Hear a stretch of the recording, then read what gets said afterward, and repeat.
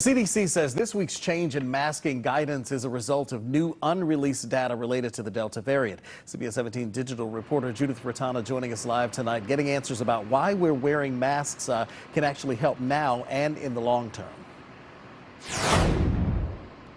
We're at a testing site here in Wake County. There's been a pretty a steady stream of people starting to come in. That line just getting a little longer now that people are getting out of work.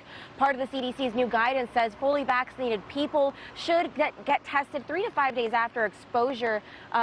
It's part of that guidance that adds on to that masking that we've been hearing. Usually the CDC puts out some data related to that guidance that hasn't come out yet, but a UNC health expert says that's not necessarily a bad thing.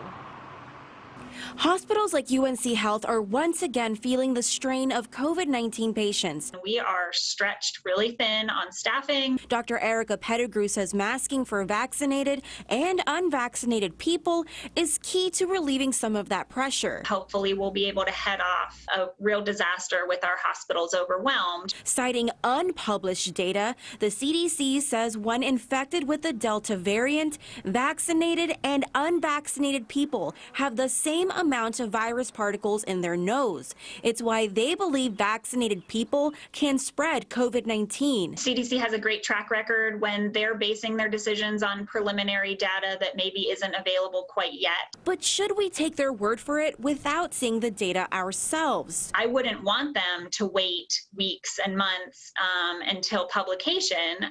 If they know something that would keep us safer, then they should come out and say it, and then we see the data once it comes out.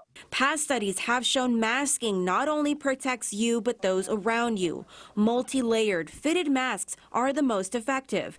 Pettigrew says slowing down infections with masks could also slow the virus from mutating further. But I worry that if we continue to have lots and lots of people that go unvaccinated, we're going to end up with a variant that figures out possibly even how to get around masks. It's why she and the CDC say vaccines are the permanent solution here. Things may change again, and I'm hoping they change for the better, but they may change for the worse, and it all will depend on our actions now.